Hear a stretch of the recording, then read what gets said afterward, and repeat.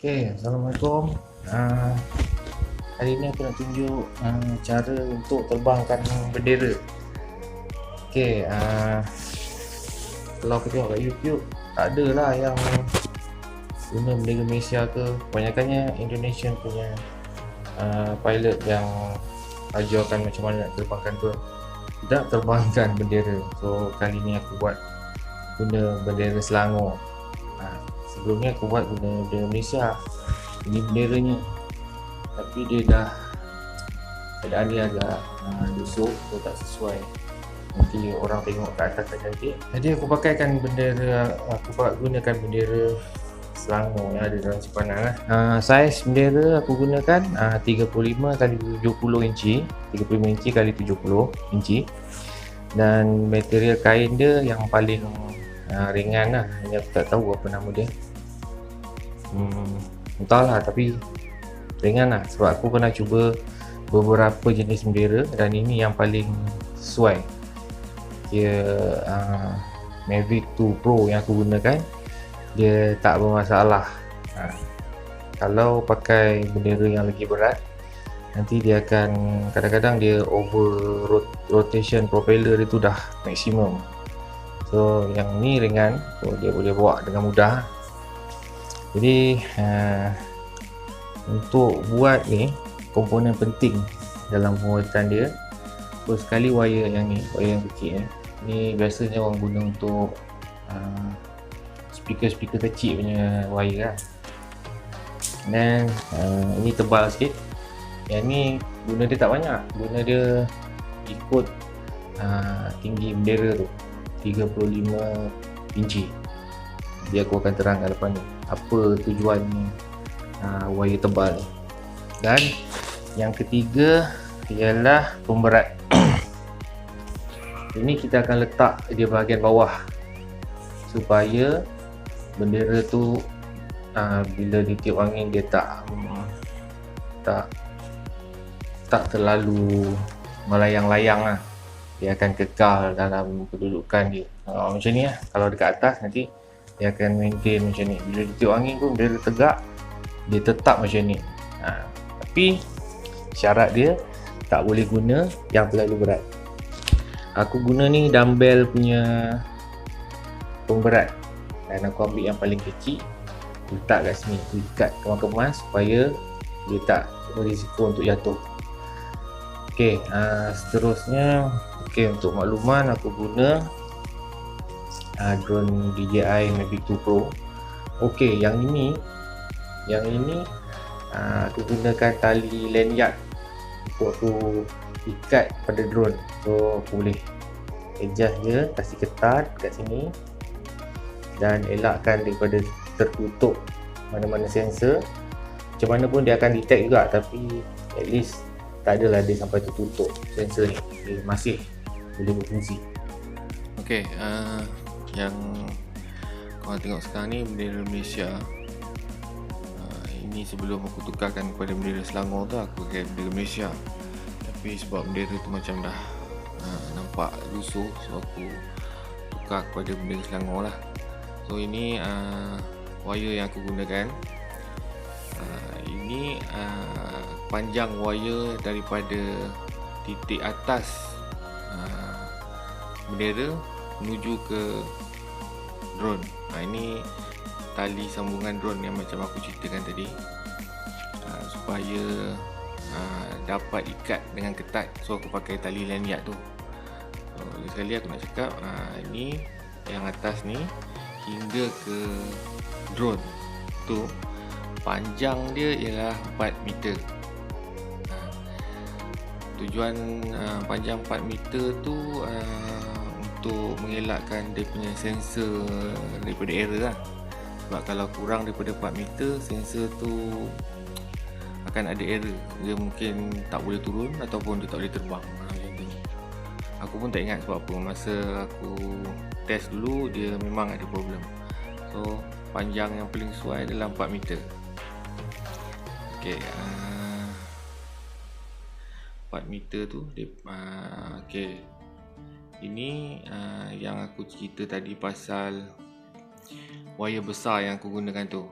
Wayar besar tu kena tambah dalam ni supaya dia kedudukan dia kalau masa dia ditiup angin, kedudukan dia stabil. Ni wayar yang aku gunakan lah untuk aku masukkan dalam bendera tu. Dia kalau tak ada wayar ni, dia akan bergoyang lebih. Dia tak kukuh lah dia punya kedudukan tu. Okey. Kita akan masukkan dalam ni wayar tu hinggalah ke bahagian pemberat tu. Aku gunakan wayar tu. Wayar tu tebal, tengok dia akan lebih kukuh nak dibandingkan dengan wayar yang halus tu. Tapi wayar yang halus tu still ada kat dalam ni, cuma aku doublekan dengan wayar yang tebal tadi. Dia daripada situ hingga ke bahagian pemberat, kedudukan wayar tebal tu. Okay. So untuk daripada wayar halus tu aku connectkan ke drone gunakan tali lanyard ni. So guna tali lanyard ni bertujuan supaya dia dapat di adjust lah. Dia boleh adjustable untuk kita ketatkan pada body drone. Ni kita tengok balik. Ni panjang wayar daripada drone menuju ke bendera. Bahagian paling atas sekali bendera tu. Aku remind balik. Panjang dia 4 meter. Daripada situ ke situ aku gunakan wayar tebal. Tujuan dia macam aku cakap tadi, supaya dia lebih kukuh. Masa ditiup angin dia tak terlalu melayang-layang. So, sampai ke ujung tu. And then ni dia punya pemberat lah yang aku gunakan. Aku pakai dumbbell punya pemberat paling kecil sekali. Dia tak berat sangat lah. Dia tak boleh berat sangat. Kalau berat sangat nanti propeller tu akan, dia punya rotation RPM dia akan maksimum dan dia mungkin boleh jatuh drone lah. Aku tak tahu lah akibat dia, aku tak pernah try sampai maksimum. So aku risau, so aku pakai yang ringan sikit. Okay, ini time untuk test kat luar.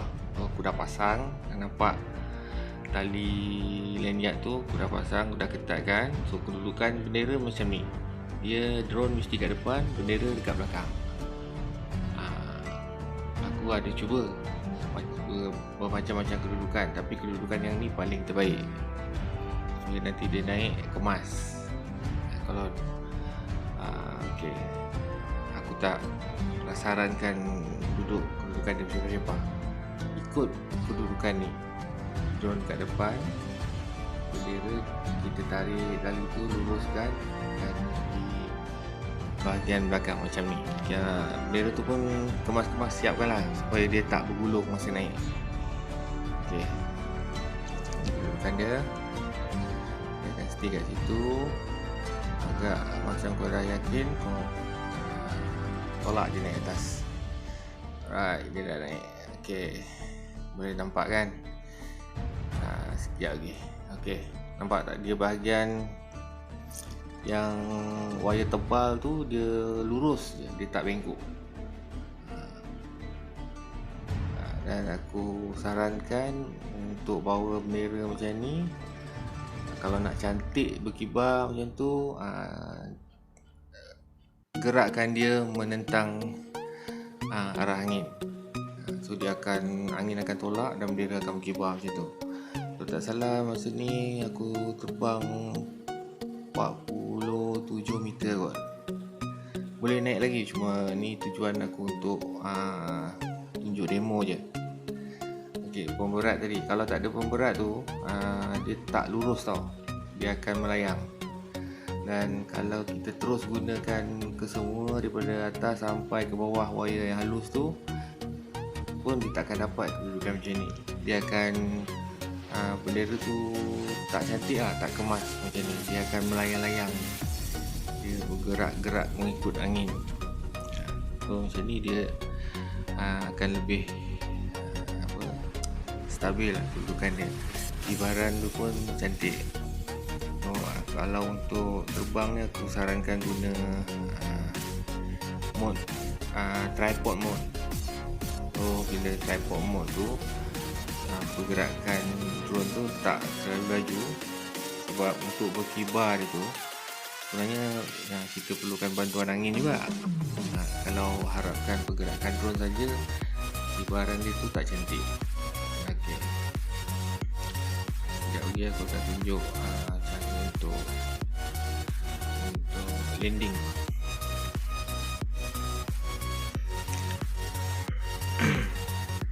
Okey, sekarang dalam proses landing, cara landing dia pun untuk cara selamat aku akan tunjukkan macam ni. Kita akan turun perlahan-lahan. Bila pemberat tu menyentuh je permukaan tanah, jangan turunkan terus drone tu, make sure dia ke depan. Dia turunkan tali tu sikit demi sikit. Jangan gopoh lah, kena pelan-pelan buat. Kalau gopoh akan ada benda yang tak diingini boleh berlaku. Sebab benda ni kalau tiup angin memang luar kawalan lah, tapi kau boleh kawal sehabis baik. Okay, cara dia macam tu, turun sikit-sikit ke depan, turunkan tali dia dulu, dan bila kau dah yakin yang bila dia turun dan propeller wire tu takkan ganggu propeller, okay, landing terus. Itu perlahan, relax. Okay, landing. Okay, settle. Okay, aku rasa setakat ni je lah. Dan kalau ada apa-apa soalan ke nak tanya, bolehlah komen. Okay, tu cara nak buka dia. Longgarkan tali rayat dan cabut. Okay, ciao, assalamualaikum.